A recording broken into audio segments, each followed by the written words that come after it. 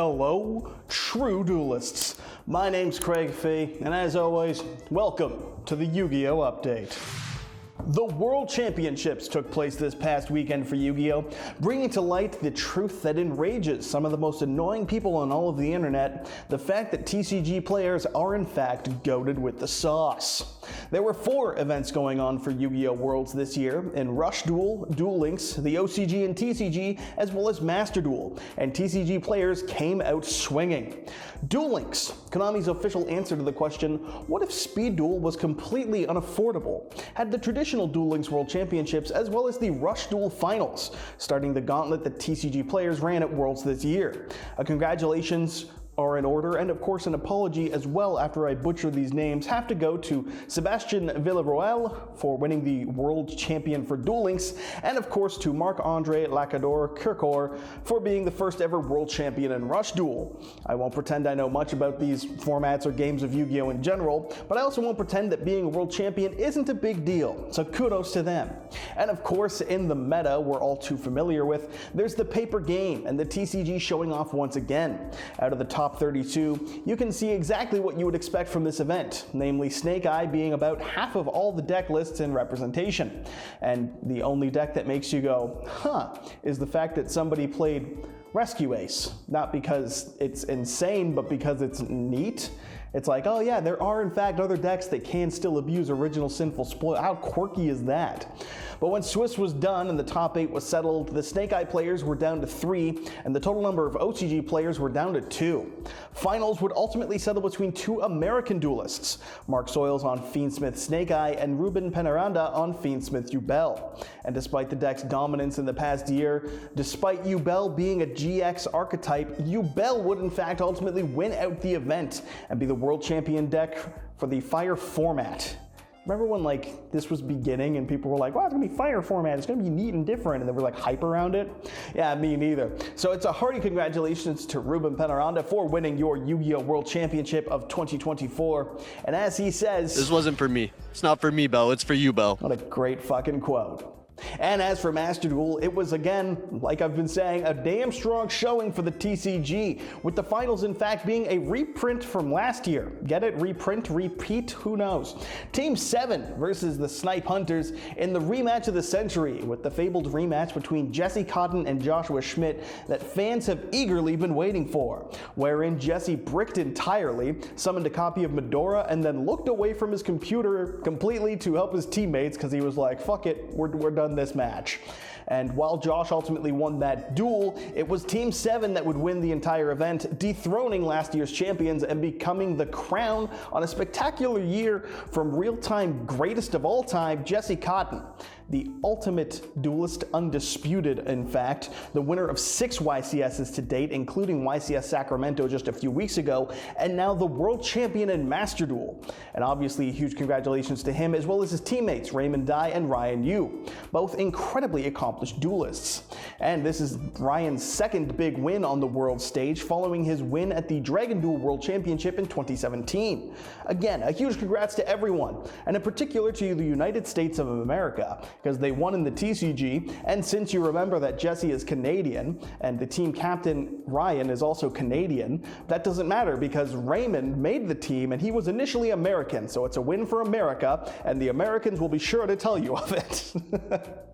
The strong showing from the TCG wasn't unnoticed either, with OCG player and Worlds competitor known on Twitter as Gimlet making a tweet commenting on the state of the game in the OCG. In the tweet they mentioned the issues they feel are present within the game, in particular in regards to a lack of reason to play the game competitively for a lack of prizing, and Konami's focus more so on China than in other regions, ultimately resulting, they feel, in players not really trying except for in and around Worlds, as opposed to TCG players who are generally playing all year round.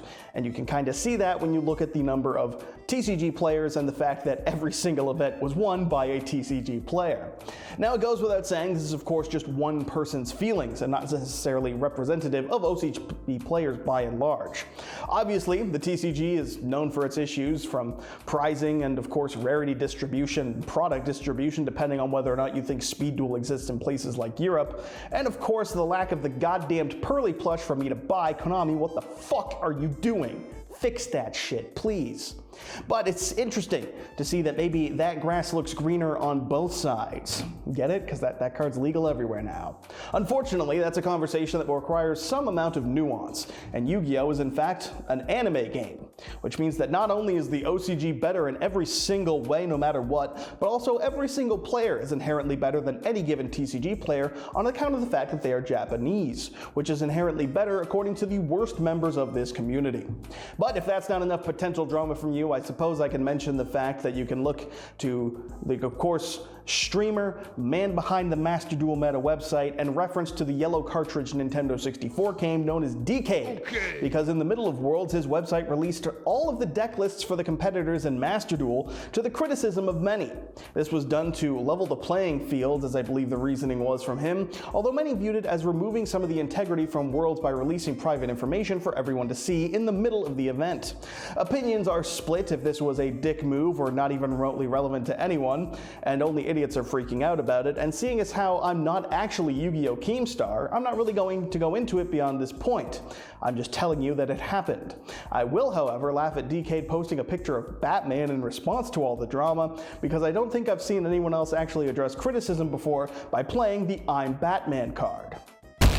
Why resist the inevitable? I'm Batman. How is it you lead? I'm Batman. Why would you release the deck lists in the middle of Worlds? I'm Batman. And if there's one thing that the Caped Crusader is known for, it's definitely interfering with the competitive integrity of Yu-Gi-Oh! Games. That's some Batman shit right there.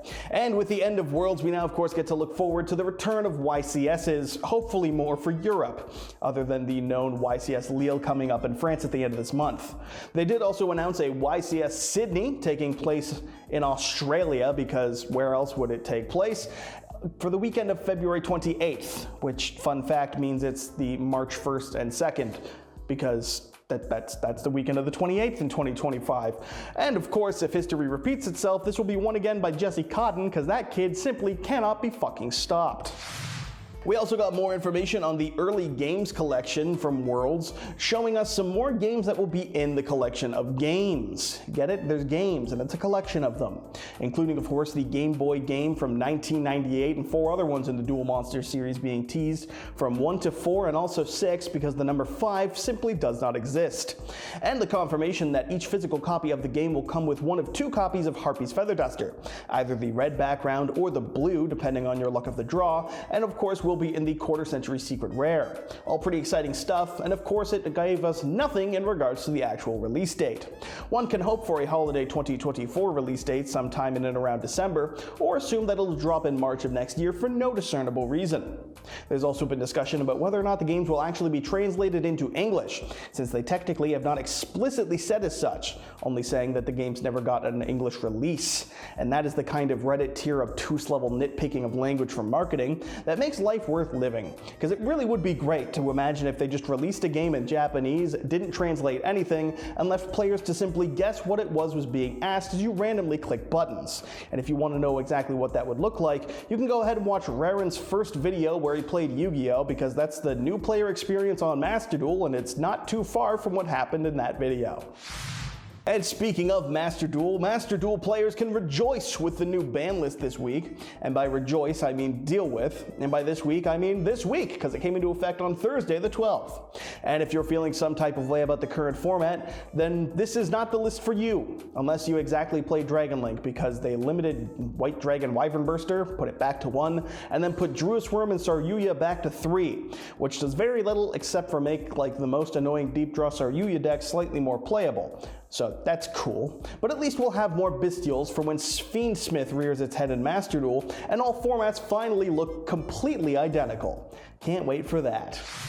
And this month is of course the release month for what some consider to be the best product of the year, the Mega Tins. The 2024 Dueling Mirrors Tins have continued to get reveals for the high rarity cards, notably this week including 2 tokens, which seem to be taking up slots as secret rares, and the 4 Limbs of Exodia in the quarter century secret rare.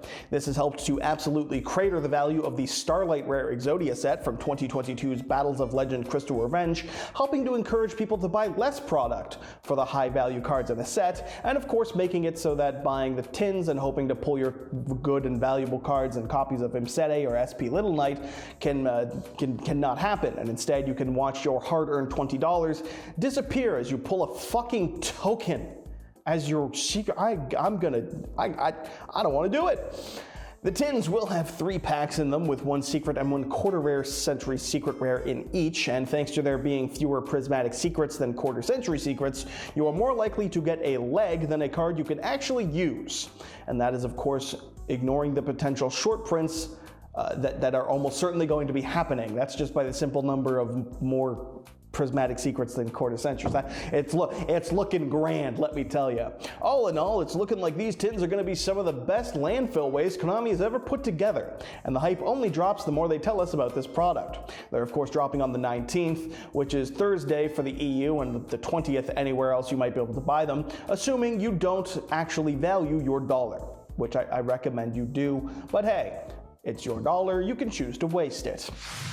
And so that wraps it up for this week's update. As always, I've been your host, Craig Fee. Thanks for watching, and make sure you hit subscribe. Not only will you be impressing your smoking Italian wife, but you'll become a true duelist, and there's nothing better than that. And maybe, just maybe next week, we'll find out what the fuck it is that happened to the LIFD magnetic display. It's gone. Where'd it go? We'll never know.